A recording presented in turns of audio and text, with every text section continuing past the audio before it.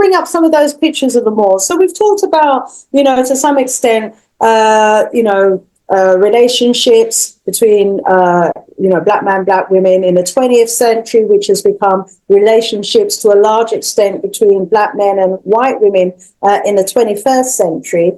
And we've seen how, the oppressive society has turned a lot of our black men into, people who now don't really want to stand on their own 2 feet. They don't want to be begging the white man for a job. They've gone to college. He's not giving them a job. They've submitted 100 applications, haven't got the job, and they haven't, got the skills to go out there and do anything legit. So, they're looking, some of them, for an easy road. But what were our men like back in, the 16th, 17th, early 18th century? Let's pull up some images of the Moors, shall we, and see what our men were doing back then. I think that would be really interesting to see.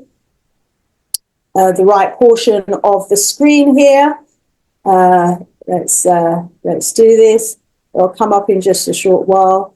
It takes a little while because it spins. But I've got some images here of some of our men back then during the Renaissance era, from the 1600s through to around 1750. Let's have a look at what our brothers were looking like back then. Oh my gosh, look at that brother. Look at how he was dressed.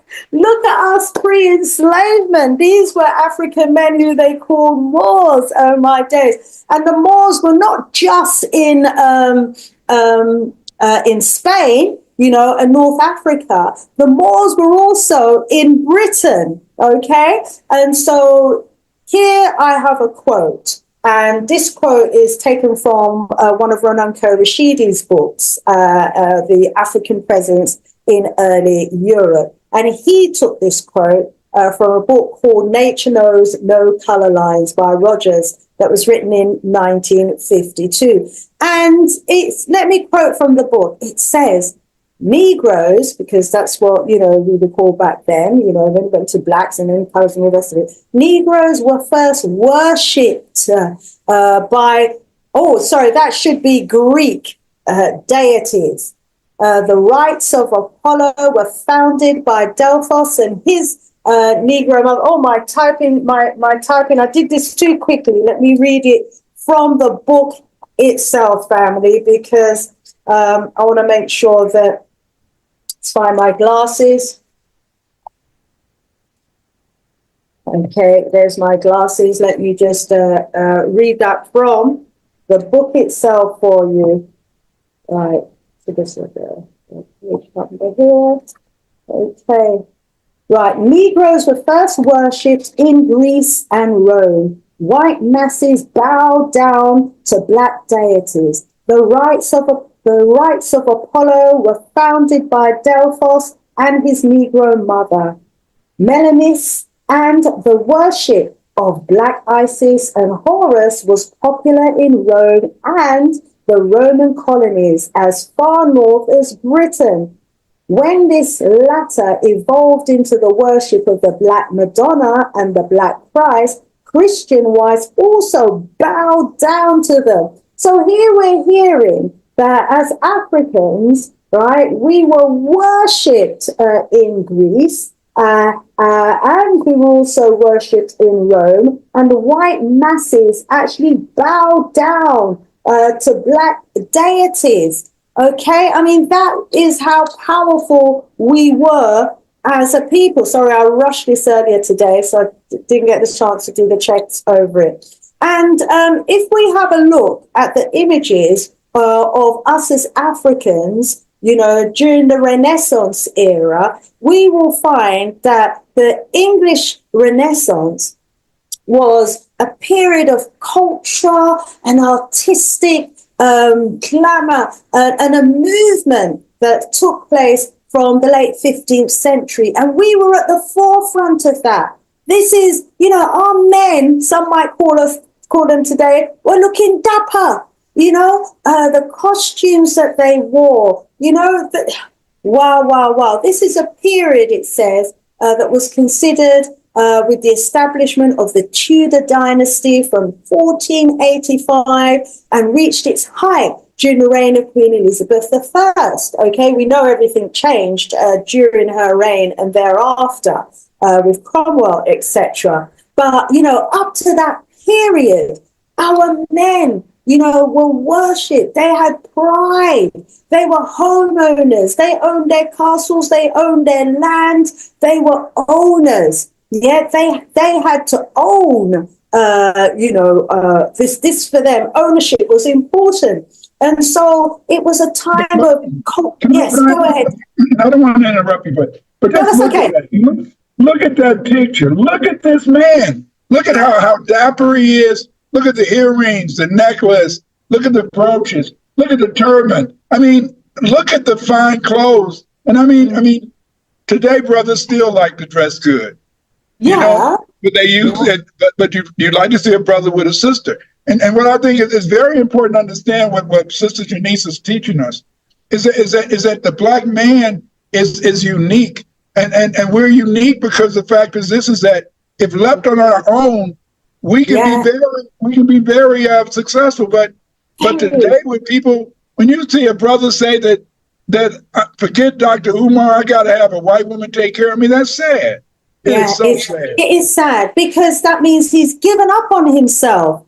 He's given up, his skills, his abilities, his creativity. Our men pre-enslavement, were on top. And you can see, as Dr. Clyde was saying, if you look at this man, this is a man who dresses with a sense of pride, glamour, jewelry, his clothes, the finery.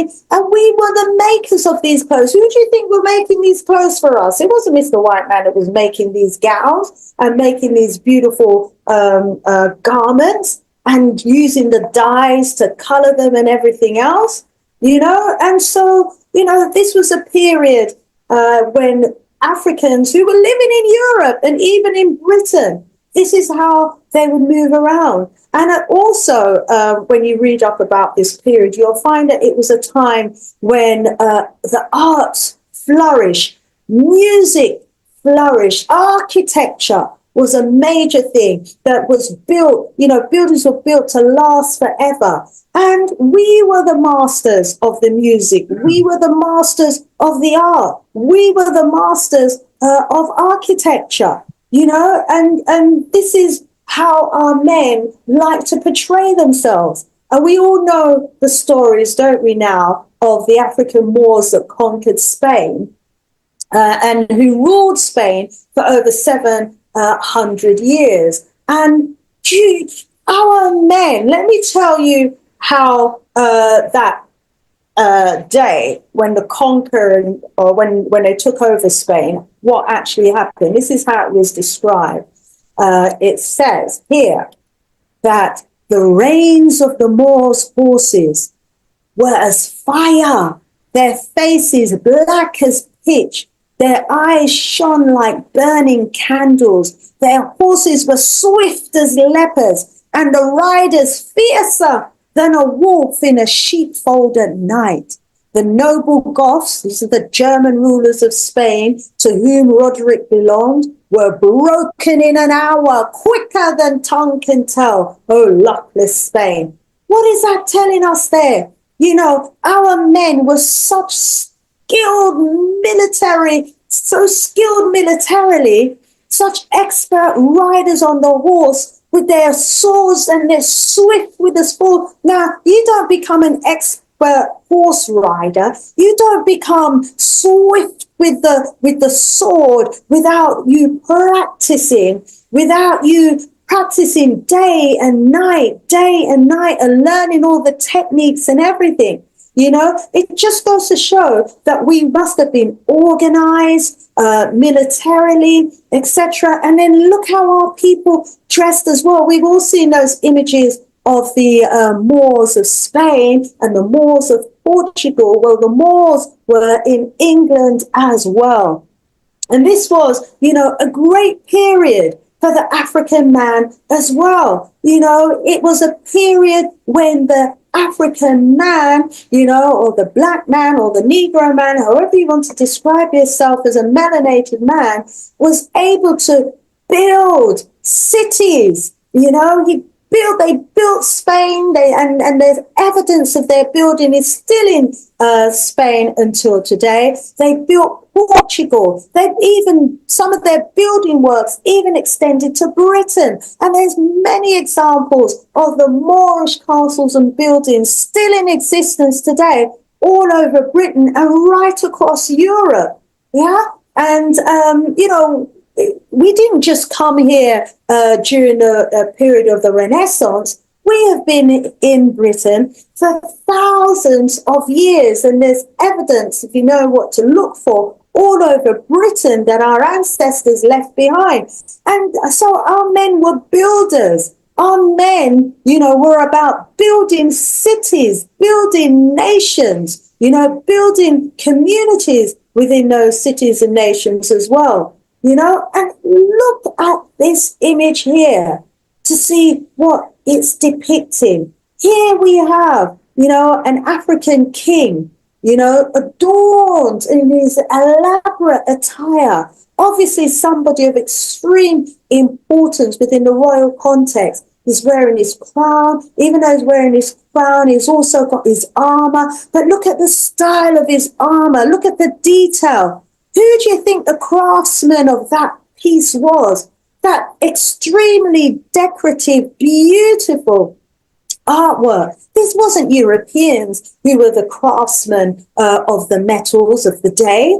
It was the Africans. And the Africans, have been mining for thousands of years. And so up to the era of the Renaissance, we were probably at our zenith. We were at our peak in terms of, our ability to create these elaborate pieces. Well, the good news is that ability is still in the DNA of our men. And like Dr. Clyde said, our men love to dress. Our men love to naturally look good. It's in their DNA, but they don't realize, a lot of them, that, knowledge of their former greatness and who they were in their glorious past has been hidden from them. And so they're operating at a level that's way below their potential. And so here we have, this traditional looking African king in his attire. This is what royalty looks like. How many of you saw